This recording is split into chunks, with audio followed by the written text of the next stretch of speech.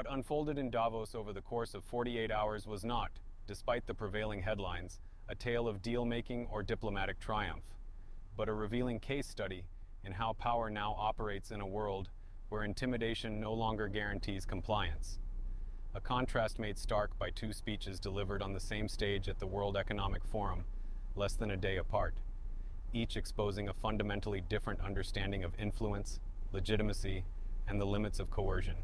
On Tuesday, against the backdrop of the Swiss Alps and an audience composed of heads of state, central bankers, corporate executives, and security officials, Mark Carney stepped to the podium and articulated with unusual bluntness what many in that room had privately concluded, but rarely said aloud, namely, that the post-World War II international system was not merely under strain, but had fractured, that the assumption of stable rules enforced by benign leadership no longer reflected reality, and that the world was experiencing a rupture rather than a transition, a deliberate choice of language, signaling not gradual evolution, but a break sharp enough to force adaptation. Carney's authority in that setting derived not from rhetoric alone, but from a career that straddled the highest levels of global finance and governance. And as he spoke about the mechanics of economic power, integration, and vulnerability, the reaction was not polite applause, but intense focus, because his argument was unsettling precisely in its clarity, acknowledging that the old system had always been imperfect and asymmetrical, while insisting that its collapse demanded new forms of cooperation rather than nostalgic defense. He argued that many countries had operated under a useful fiction, that integration automatically produced mutual benefit, when in fact integration could just as easily become a vector for dependence and control, a condition that middle powers could no longer afford to ignore. And when he warned that states not seated at the table would inevitably find themselves on the menu, the implication was unmistakable to anyone following recent events, particularly the escalating confrontation sparked by Donald Trump's demands regarding Greenland, Denmark, and broader European trade. Without naming Trump, Carney addressed the underlying logic of transactional dominance, cautioning that when large powers abandon restraint and reduce alliances to leverage points, smaller and mid-sized nations must either coordinate or submit. And he presented Canada's own response as a case study in strategic adaptation, describing increased defense investment, diversified trade and security agreements, closer alignment with Europe, and a deliberate effort to build what he termed strategic autonomy, the capacity to resist pressure without isolation. When he explicitly affirmed Canada's support for Denmark and Greenland's right to determine their own future, and framed the dispute as a test of NATO's credibility and collective defense, the message landed with particular force because it aligned moral clarity with practical consequence, reinforcing that Article 5 commitments were not abstract promises, but constraints on reckless escalation. Reaction to the speech was swift and unusually effusive, with commentators across Europe and beyond describing it as one of the clearest articulations of the moment's stakes by a Western leader in years, not because it offered easy solutions, but because it named the problem honestly and proposed collective agency as the only viable response. Less than 24 hours later, the same room witnessed a very different performance as Trump took the stage amid heightened anticipation, following weeks of escalating rhetoric over Greenland that had included refusing to rule out military force, threatening tariffs against Denmark and other European states, dispatching family members on highly publicized visits, and appointing envoys to pursue what he openly described as acquisition, moves intended to project inevitability, but which instead triggered an unusually unified European response. Denmark did not yield, nor did France, Germany, or the European Union, and NATO allies responded by coordinating military exercises in Greenland, issuing firm public statements about sovereignty, and making clear through diplomatic channels that any use of force would invoke collective defense obligations, a scenario that would pit the United States against its own alliance and shatter the very framework that underpinned American power. By the time Trump arrived in Davos, the costs of his approach were already visible, from market volatility to diplomatic isolation, and as he spoke, attempting to blend humor with bravado, the contrast with Carney's address became unavoidable, particularly when he announced what he described as a framework for a future deal on Greenland and the Arctic, language carefully chosen to suggest progress without specifying substance. He claimed this framework justified suspending planned tariffs and involved cooperation on security, missile defense, and resources. Yet when pressed on the core question of sovereignty, he retreated into ambiguity, calling the situation complex, and declining to repeat his earlier insistence on ownership, a notable shift for a leader whose negotiating style typically hinges on maximalist demands. What followed clarified the reality behind the rhetoric, as Trump explicitly ruled out military force, a position he had conspicuously avoided for weeks, and European officials responded with calm statements, emphasizing that fundamental principles were not negotiable, underscoring that nothing essential had changed despite the rebranding. The so-called framework, as diplomats quietly noted, largely repackaged existing discussions on Arctic cooperation and resource development, allowing Trump to claim victory while stepping back from threats that had proven untenable, a face-saving maneuver rather than a strategic breakthrough. The deeper significance of the episode lay not in the terms announced, but in the reasons they became necessary, revealing the erosion of an assumption that American pressure alone could compel acquiescence, an assumption rooted in decades of hegemonic advantage rather than immutable rules. As Carney had argued, when great powers treat relationships as transactions and attempt to monetize alliances, partners respond by diversifying, coordinating, and building capacity to resist, precisely the dynamic that played out as Europe closed ranks and demonstrated that unity could constrain even a superpower. This was the rupture made visible, a shift from hierarchy to reciprocity, from bilateral leverage to multilateral resistance, accelerated not by abstract theory, but by concrete threats that forced recalculation. The economic dimension reinforced the lesson, as markets reacted negatively to the prospect of conflict among allies, and only partially recovered after Trump's partial retreat, reflecting investor recognition that volatility itself imposes costs and that unpredictability at the highest levels of policy undermines confidence over time. European leaders understood that their response was about more than Greenland, that it was about establishing a precedent that coercion would not be rewarded, and Carney's speech provided a conceptual framework for interpreting the moment, not as a crisis to be endured, but as an opportunity to construct more resilient networks of cooperation among middle powers. The juxtaposition of the two speeches thus crystallized competing visions of the international order, one rooted in zero-sum calculations and personal dominance, the other in collective agency and legitimacy, and the outcome suggested that the former faces limits when confronted by coordinated resistance. Trump arrived in Davos seeking to demonstrate control and left having narrowed his demands, declaring success while abandoning his most extreme positions, a pattern familiar to observers but newly instructive in this context because it showed that escalation can fail when opponents neither fracture nor flinch. Whether the immediate détente holds is uncertain, given Trump's history of revisiting grievances and the unresolved tensions underlying the Arctic dispute, but the precedent established matters regardless,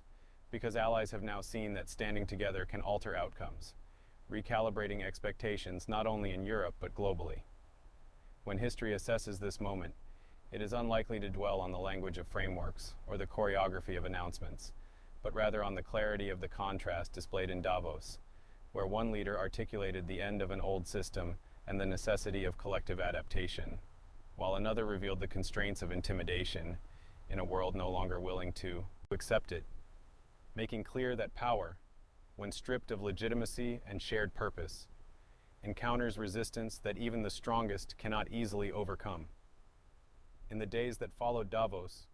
the significance of that contrast continued to deepen as diplomats, investors, and policymakers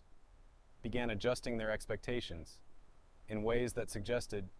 the episode had marked more than a temporary pause in tensions, because what lingered was not Trump's declaration of a framework,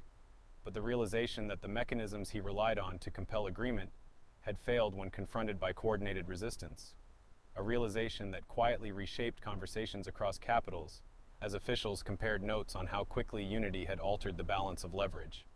In private briefings, European diplomats emphasized that the Greenland standoff had functioned as a stress test, revealing that the alliance could still act cohesively even under pressure from Washington itself, while Canadian officials framed Carney's speech as an attempt to normalize that kind of coordination rather than treat it as an emergency response, arguing that middle powers could no longer afford to wait for crises to discover whether solidarity existed. This shift in mindset mattered because it reframed American unpredictability from a temporary aberration into a structural risk to be managed, prompting governments to accelerate contingency planning, diversify trade relationships, and deepen security cooperation independently of U.S. leadership, steps that had been discussed for years but rarely pursued with urgency. Trump's allies, meanwhile, insisted publicly that Davos demonstrated his negotiating prowess. Yet behind closed doors, some acknowledged that the retreat on military force had been unavoidable. Once Europe made clear that escalation would isolate the United States rather than intimidate its partners, a calculation that underscored how thoroughly the old assumptions of unilateral leverage had eroded. Analysts noted that this pattern mirrored earlier episodes in which Trump's confrontational tactics produced short-term concessions only when counterparts feared fragmentation, whereas unified blocs consistently forced de-escalation, reinforcing Carney's argument that coordination, not confrontation, was now the decisive variable. The broader implication extended well beyond the Arctic, because if European states could resist American pressure on an issue as symbolically charged as territorial sovereignty, other regions would inevitably draw lessons about the value of collective positioning. From trade negotiations in Asia to security arrangements in Latin America, where governments have long calibrated their policies around expectations of U.S. dominance, markets, too, began incorporating this new reality, pricing in greater volatility, tied not to economic fundamentals but to political signaling, as investors recognize that abrupt threats, followed by partial reversals, create uncertainty that cannot be hedged easily, increasing the cost of capital and discouraging long-term commitments. For Trump, this environment posed a dilemma, because his political brand depends on projecting strength through confrontation, yet each failed attempt to impose outcomes through pressure diminishes the credibility of that projection, forcing either escalation with higher risks or accommodation masked as victory, a cycle that becomes harder to sustain as counterparts grow more confident in their ability to withstand it. Carney's intervention at Davos resonated precisely because it named this cycle and offered an alternative rooted in shared capacity rather than unilateral dominance, presenting cooperation not as idealism, but as pragmatic self-defense for states unwilling to be coerced individually. Whether that vision can be sustained will depend on continued discipline among allies, because unity is costly and fragile, requiring compromise and restraint, even when internal disagreements arise, and history offers no shortage of examples where coalitions falter once immediate threats recede. Yet the Greenland episode demonstrated that coordination can emerge rapidly when stakes are clear, and leadership articulates a common purpose, suggesting that the conditions Carney described are no longer theoretical, but operational. As Trump returned to Washington, his rhetoric softened, but did not fundamentally change, leaving open the possibility of renewed confrontation should he perceive advantage in reopening the dispute, and European officials prepared accordingly, aware that deterrence in this context depends less on force than on predictability and resolve. The enduring legacy of Davos, then, may lie in how it altered perceptions of what is possible, showing that American power, while still immense, is no longer immune to constraint when legitimacy erodes and allies refuse to fragment, and that middle powers, acting together, can shape outcomes once reserved for superpowers alone. This does not herald a stable or harmonious new order, but it does mark a departure from an era in which dominance went largely unquestioned, replacing it with a more contested, negotiated landscape where influence must be earned repeatedly rather than assumed, and where leaders who rely solely on threats discover that unity among others can be more powerful than any single demand. In that sense, the true aftermath of Davos is still unfolding, not in speeches or press releases, but in the quieter recalibration of expectations that will govern how nations respond the next time coercion is tested, and whether the lesson drawn from Greenland, that collective resistance works, becomes a durable principle or a fleeting anomaly in an increasingly volatile world. As that recalibration continued, what became increasingly apparent to observers was that Davos had not simply exposed the limits of a single confrontation, but had accelerated a broader psychological shift in how power is interpreted and contested, particularly among governments that had long operated on the assumption that American demands, however disruptive, were ultimately unavoidable, an assumption that now looked far less certain in light of how the Greenland episode unfolded. Officials in multiple capitals privately acknowledged that the most striking element was not Europe's military posture or diplomatic statements, but the speed with which coordination emerged once the threat was understood as systemic rather than isolated, a distinction that transformed what might have been treated as another erratic episode into a collective test of resolve. This mattered, because for years, many allies had responded to pressure by seeking bilateral accommodations, hoping to shield themselves individually from fallout, a strategy that often reinforced the very leverage it was meant to diffuse,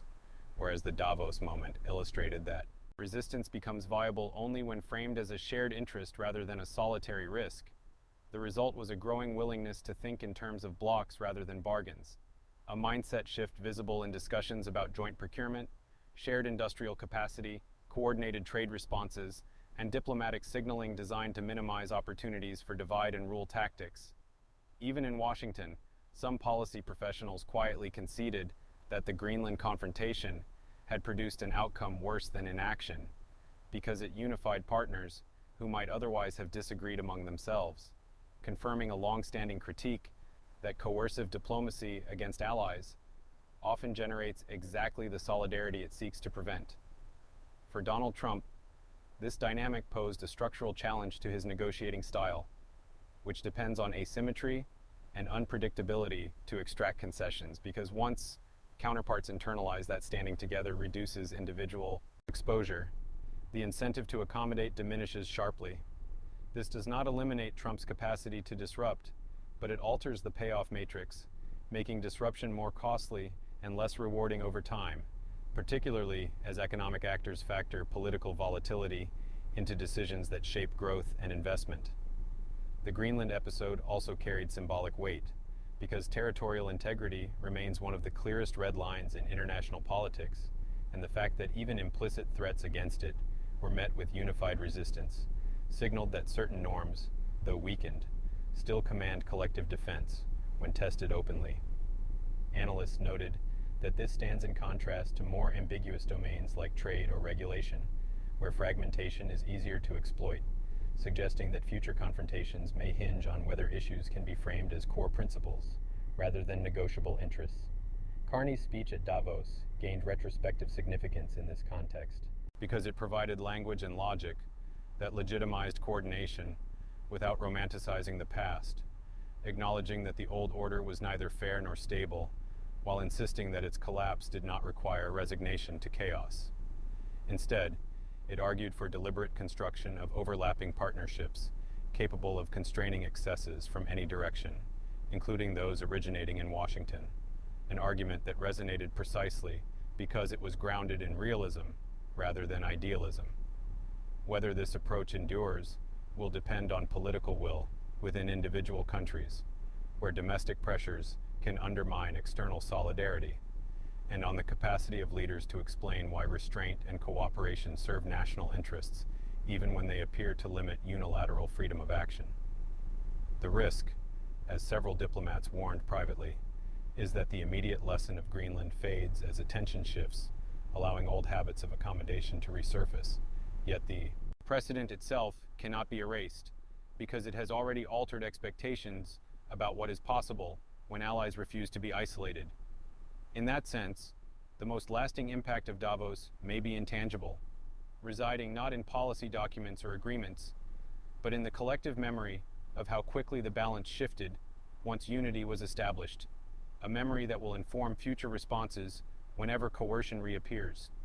The question now is whether this emerging confidence among middle powers translates into sustained institutional cooperation or remains reactive and episodic, activated only in moments of acute crisis.